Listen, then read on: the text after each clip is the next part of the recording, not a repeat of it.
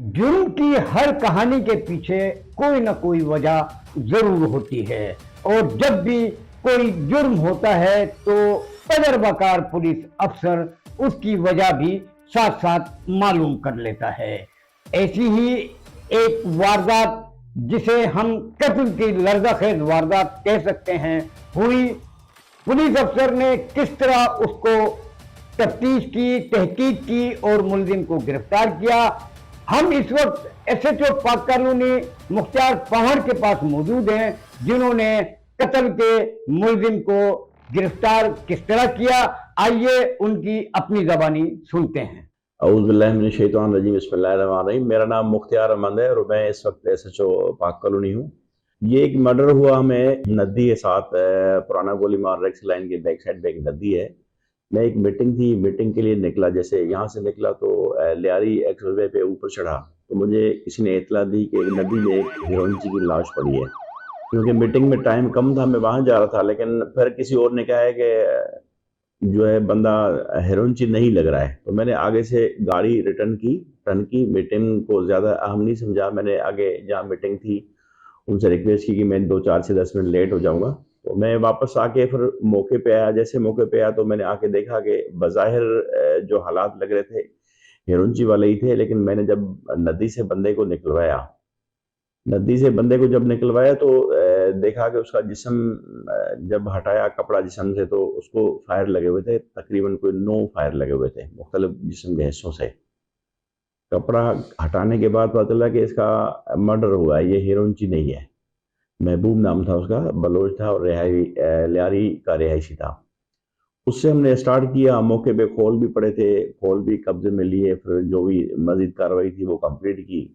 उसके वर्षा से रिक्वेस्ट की कि आके एफआईआर कराएं, लेकिन उन्होंने एफआईआर कराने से मना की कि हम एफआईआर नहीं कराएंगे। क्योंकि मैं मर्डर हुआ था उसी पे इन्वेस्टिगेशन कर रहा था, हालात वाक़यात सारे इंफॉर्मेशन सब इकट्ठी कर रहा था टेक्निकल साइड से। और वैसे भी 3 दिन के अंदर मुझे मालूम हो गया कि इसका मर्डर हुआ और किस तरह हुआ है।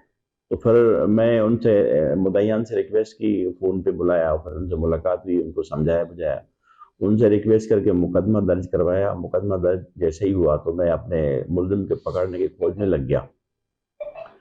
अल्हम्दुलिल्लाह चंद ही घंटों में मैंने मुलजिम को पकड़ा तो पता चला कि इसका मर्डर हुआ। और मुलजिम जो कातिल था वो उसका बहनोई था। जो मरने वाला था उसकी बहन थी, सकी बहन नहीं थी, सौतेली बहन थी, उसका शोहर था। इनका आपस का तनाज़ा था जायदाद पे। और जायदाद एक प्लाट था उनके रिहाइश के सामने, ये जो रेक्सर लाइन है इस पे उनका प्लाट था। उसके बैक साइड पे उसी पे तनाज़ा। उसने पहले उसको बेचा, फिर उसके घर वालों ने एतराज़ किया कि ये हम नहीं बेचने देंगे। तो उस पे उसने सोचा कि मैं इसको ख़त्म ही कर दूं ताकि मुझे प्लाट भी न देना पड़े और मेरा काम भी सारा हो जाए, ऐसे रोज़ रोज़ की चिक भी नहीं होगी। तो उसी बिहाफ पे उसने उसको कत्ल किया, कराया। इसमें जो मरने वाला था इसका नाम महबूब था और लियारी का रिहायशी था। अपनी बकरियां खरीद फरोख्त करता था और माजी में वो कहीं फुटबॉलर भी था। और जिसने मारा है इसका अनवर नाम था, अनवर पन्नी इसको कहते थे। माजी में मंशात फरोश था ये, और मंशात केस पे मुकदमा भी दर्ज थे। ये रेक्सर लाइन में मंशात बेचा करता था। फिर अभी मंशात के केस में बंद हो गई, जेल गया था, जेल से ताज़ा ही वापस आया था अभी, और फिर गिरफ्तार हो गया। और अपना मुलजिम इन्वेस्टिगेशन में मुकम्मल तफ्तीश हुई और अब जो है ज़ेर समाअत अदालत इन्वेस्टिगेशन जारी है। अभी इन्वेस्टिगेशन जो कि यहाँ से ट्रांसफ़र होकर शेरशाह चली गई, शेरशाह में इन्वेस्टिगेशन अफसर SIO शेरशाह उसको इन्वेस्टिगेट कर रहा है। बाकी इंशाल्लाह सारे हालात वाक़यात सामने आ गए थे और मुलजिम 110% कैफ़े किरदार तक पहुँच जाएगा इंशाल्लाह ताला।